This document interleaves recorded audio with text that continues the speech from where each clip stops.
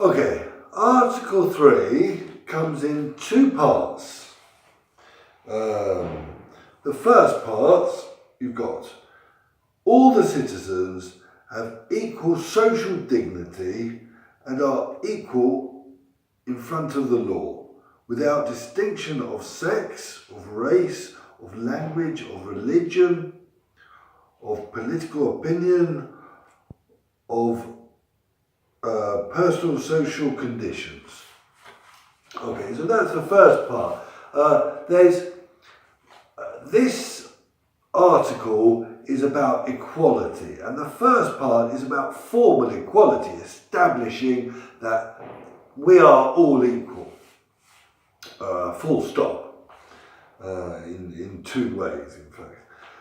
But the second part, which goes on to talk about the state and what the state must do to make this equality happen, is called substantial equality. That's about, creating this equality within society. So the first part we can look at as formal equality, and there's two parts to this. It says all the citizens have equal social dignity and are equal in front of the law. What do we mean by that? Social dignity means that we all have the same value. We're all considered of the same value. We have equal value. We can't think that maybe young people are more valuable than old people, or black people are more valuable than white people. An example of this is in our vote. When we go to vote in the election, if we vote, my vote equals 1, the same as anyone else. Doesn't matter if you're rich or poor or whatever, man or female, you all have the same weight to your vote, which is 1 vote. Or another example is when the state invests in us, maybe for our health or our education. If I'm ill, the state will do everything to make me better, just like it would for any other citizen, regardless of their political beliefs or whatever. The state must see us as equal value. We've got this social dignity because we have a value, and it's all the same. We've got equal value, equal social dignity. Education, for example, is a good example. We must invest in the same way. The state must invest in the same way for everybody. We can think of fascism. During fascism, at the beginning, you had these racial laws where Jewish kids couldn't go to school. They were stopped from going to school because they had less value. They were considered less worth than their fellow students, their mates at school. So they weren't allowed to come to school. The state didn't invest in them, didn't help them grow in that sense. So we can see that they had less social dignity. Another aspect to social dignity is respect. If, for example, there's a big boss, very important, and he comes in the office, he can't be rude to people, maybe in a clean, he can't just ignore them. He's got to say hello. He's got to respect people. This gives us social dignity. This diffusion of respect is very important. Again, in the Nazi era, in Germany and in other parts where they applied their philosophy, the Jews had to wear something, and they had to walk not on the pavement, they had to walk in the gutter, or maybe they had to step aside, etc., etc. Respect is part of social dignity. I'm thinking also of America.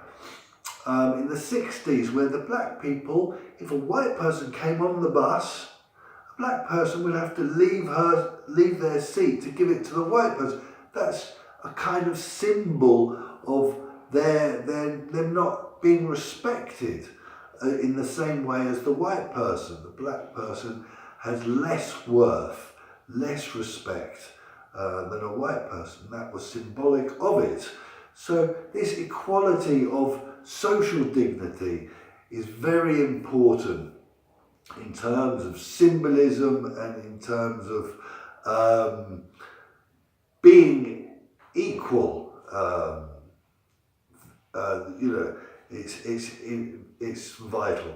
So the other aspect that it talks about is being equal in front of the law. That's also so important. So when we go to the court, whether we've committed a crime or we're a witness or whoever, we're all considered the same. In front of the law, a judge must be totally impartial, cannot look at a Rom and have suspicions because he's a Rom, or look at a man in a different way than a woman, etc.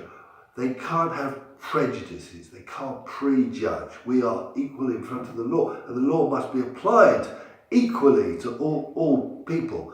A judge or a policeman or whoever enforces the law and makes a judgment of the law cannot close an eye because somebody is very respectable and very rich, or for any other reason.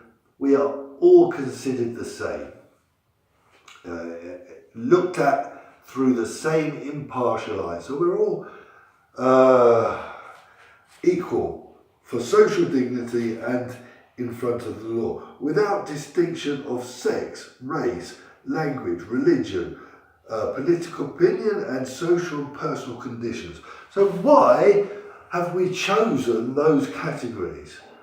We've chosen, the founding fathers chose those categories because normally it's those categories where we distinguish between people, and we normally see people in a certain light because of those categories, whether it's a woman or a man, or their race, or are they rich or poor, etc.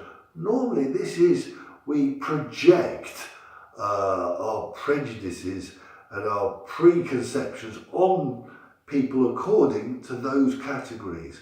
And that's what it's trying to highlight, that it can be any category.